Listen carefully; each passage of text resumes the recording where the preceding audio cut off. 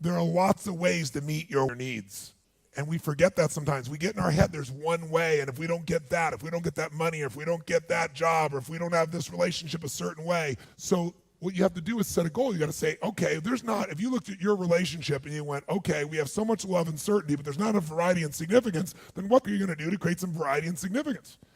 And you start coming up with all these cool ways to do it, and it becomes a game. And when you start doing that, now your relationship is pure magic, because now it's meeting your needs for certainty and uncertainty and significance and love. And anything meets at least how many needs? How many? Will become an addiction. Do 4 or 5. If you're in a relationship with somebody and you meet one of their needs, you're going to have an acquaintance. You meet 2 of their needs, you're going to have a friend. You meet 3 of their needs, you're going to have a deep friendship or love.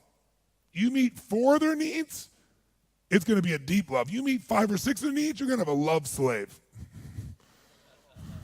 They ain't going anywhere. But it's got to be you meeting their needs, not the other way around. And then you can educate them to meet your needs. You can help them to show them what works. But first you meet their needs, because you're loving them. Love is not a choice. See, most of you are smart enough to know, how many of you own your own business? How many own your own business? The vast majority of you. What's the secret to success in business? Anybody know? What do you got to do? It's 2 things. The business is only 2 things if you don't know it.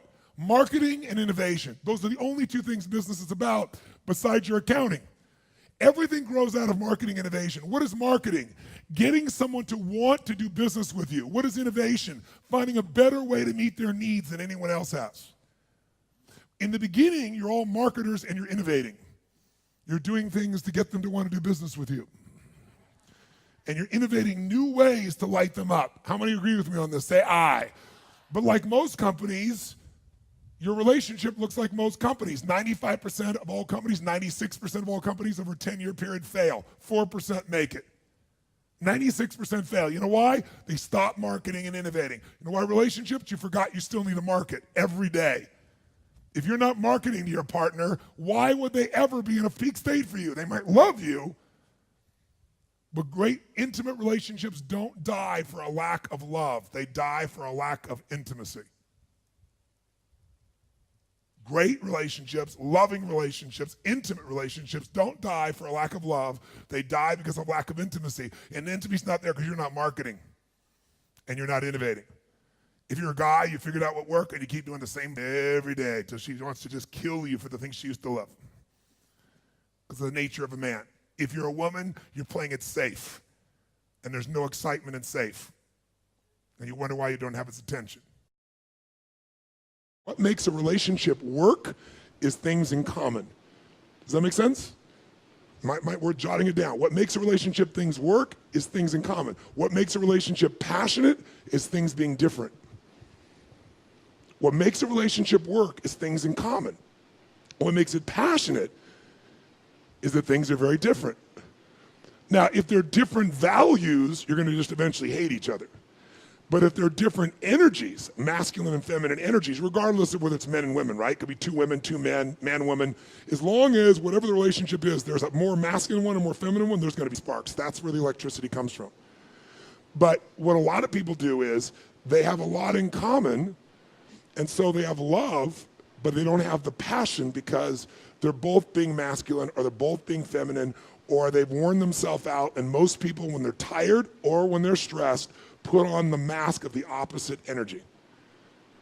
Most women under stress, ladies, you tell me, become more masculine or more feminine? Which one? Under stress. Which one? Which one? That's right. And the minute you get more masculine, which is like a protection source, there is 0 possibility of electricity between the 2 of you. And if you have a masculine male, now it's war, and then you're going to feel hurt. And the same thing happens with ladies. If a woman is not seen, if she does not feel seen by her man, ladies, you will feel that energy somewhere else where you think you're seen, won't you? Because for a woman, gentlemen, you might want to jot down, these are the 3 biggies. If these are missing, she's missing. She might be here, but she's emotionally missing. She's going to have a hard time having passionate sex with you, because one thing you should all know, women need a reason to have sex. Men just need a place. And the reason for a woman is she feels seen, she feels safe, and she feels understood, gentlemen. She feels seen, she feels safe, and she feels understood. Now, these are not just little phrases. These are life and death of your relationship with a woman. Now, when I say a woman, I apologize, a feminine energy. Because there are women who are masculine, these three don't matter, right? You follow the difference? And that doesn't mean sexual preference. You can have somebody be gay or lesbian, and they can still be the opposite energy. It doesn't matter, okay? So if you're with a feminine energy, that energy needs to be seen. Now, men tend to be in one focus all the time. That's the way our brains function. We go into total concentration. Our power is our ability to let go of everything except what we focus on.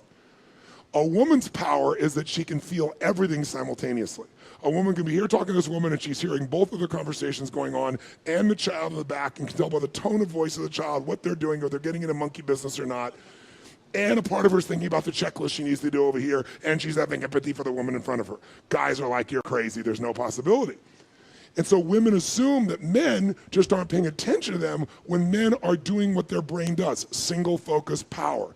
It's what women would be able to do if they felt the same confidence that men does. Men statistically have more confidence, not because they're smarter, not because they're bigger, not because they're stronger, because they only focus on one thing and you consider everything.